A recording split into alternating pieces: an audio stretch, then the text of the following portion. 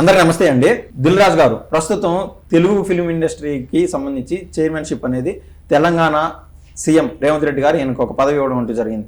అయితే రీసెంట్గా సంక్రాంతి సమయంలో ఈయన భారీ బడ్జెట్తో ఒక మూవీ, కాస్త లో బడ్జెట్తో ఇంకొక మూవీ తీశారు. ఒకటి గేమ్ చేంజర్ కావచ్చు, ఇంకొకటి సంక్రాంతికి వస్తున్నామని వెంకటేష్ గారితో తీసిన మూవీ కావచ్చు. ఏదైతే గేమ్ చేంజర్ మూవీ వచ్చిందో కొంతమంది హిట్ అన్నారు, కొంతమంది బాగలేదంటున్నారు. ఆ ఊహాగానాలు పక్కన పెడితే ఈయనైతే వాస్తవంగా మనకు బయటకు పోర్ట్రేట్ అయింది ఏంటంటే ఈయన ఆ మూవీ వల్ల సాటిస్ఫైడ్గా లేరు. అట్ ద సేమ్ టైం సంక్రాంతికి వస్తున్నాం అనే మూవీని లో బడ్జెట్తో తీసాం. అక్కడ మాకు 200 కోట్లు వచ్చింది, 300 కోట్లు వచ్చింది, 350 క్రాస్ అవుతుంది అని చెప్పి ఈ మధ్య భారీ పుషప్ చేస్తున్నారు. దీనివల్ల ఏమవుతుందంటే మూవీ బాగుంది అని జనాలకి మరింత తీసుకెళ్ళడం, హైప్ తీసుకెళ్ళడం వల్ల కలెక్షన్ అంత వచ్చిందంట, ఎంత బాగుండదు మూవీ అని మరింత మంది సినిమాకి వచ్చి చూస్తారు అని జనాలు ఒక రూమర్ స్ప్రెడ్ చేయడం వల్ల సినిమాకి ఇంకా మరింత సత్ఫలితాన్ని ఇస్తుంది. At the same time negativity కూడా తాగునిస్తుందని ఈ రోజైతే మనకు అర్థమవుతుంది.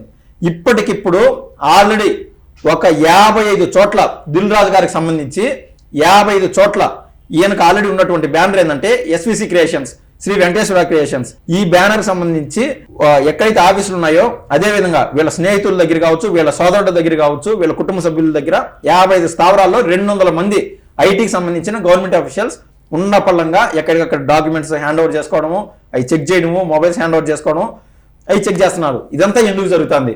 ఆల్రెడీ లో బడ్జెట్ మూవీ, చిన్న డబ్బులతో తీసి ఎక్కువ డబ్బులు వస్తున్నాయి, దానికి కూడా గవర్నమెంట్కి ఎటువంటి ప్రాబ్లం ఉండదు. కానీ ఇతను ఏదైతే ట్యాక్సేషన్ కడతా ఉంటాడో దానికి ఐటీ శాఖకు సంబంధించి వాళ్ళు చూసిన డాక్యుమెంట్స్ ఆ పరిధిలో లేనప్పుడు ఎక్కడ మిస్ హ్యాండిల్ జరుగుతుంది, ఫ్రాడ్ ఎక్కడ జరుగుతుంది అని వాళ్ళు చెక్ చేస్తూ ఉంటారు. ఏది దిల్ రాజు గారి విషయం ఇలా ఉంటే మైత్రి మూవీ మేకర్స్ రీసెంట్గా పుష్ప 2 మూవీతో ముందుకు వచ్చారు. వాళ్ళు 650 కోట్ల రూపాయల మేర ఆల్మోస్ట్ బడ్జెట్ పెట్టినారు అని చెప్తున్నారు.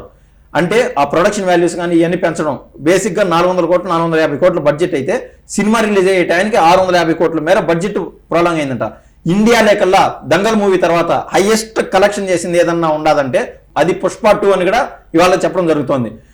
కాబట్టి దిల్ రాజు గారికి సంబంధించి కేవలం అది 100 కోట్ల వ్యవహారాలు ఉంటుంది, 150 కోట్లు 200 కోట్లు. పుష్ప 2 వల్ల ఇది 1000 కోట్లకి పోయింది. ఐటీ యొక్క కన్ను వాళ్ళు చూసే విధానం ఇదే. At the same time Mythri movie makers పైన కూడా ఐటీ దాడులు ఏకకాలంలో నిర్వహిస్తూ ఉన్నారు. నేనైతే ఏమనుకుంటున్నానంటే ఈ యొక్క ఐటీ దాడుల్ని టీ కప్పులో తుఫాన్ లాగా చూస్తున్నాను. ఉన్నట్టు వాస్తవంగా చెప్పుకోవాలంటే దిల్ రాజు గారికి తెలంగాణలో కాంగ్రెస్ మూలాలు ఉన్నాయని మనకు స్పష్టంగా అర్థమవుతుంది. అదేవిధంగా మైత్రి మూవీ మేకర్స్ కి ఆంధ్రాలో కూటమి ప్రభుత్వం యొక్క స్నేహితులు అంతో ఇంతో కొంచెం పరపతం ఉంటుందని. కానీ వాళ్ళు తప్పు చేశారా, తప్పు చేయలేదని కాదు. ఈ యొక్క మైత్రి మూవీ మేకర్స్ కి ఆంధ్రాలో కూటమి ప్రభుత్వం యొక్క మూలాలంటూ ఉన్నాయి. కానీ వీళ్ళు తప్పు చేస్తున్నారు, తప్పు చేయట్లేదు అనేది నా భావన కాదు. ఈ తప్పు ఎక్కడ జరిగిందో అనేది ఐటీ వాళ్ళు చూస్తారు. ఫర్ ఎగ్జాంపుల్ నాకు ఒక 10 లక్షలు ఇన్కమ్ ఉన్నదనుకోండి, కానీ నా బ్యాంక్ బ్యాలెన్స్ ఈ సంవత్సరానికి 16 లక్షలు అలా చూపించినప్పుడు మిగిలిన 6 లక్షలు ఎట్లొచ్చింది, దానికి సంబంధించిన ట్యాక్సేషన్ ఎందుకు కట్టలేదు అనేది ఐటీ అనేది బై డిఫాల్ట్గా చూస్తుంది.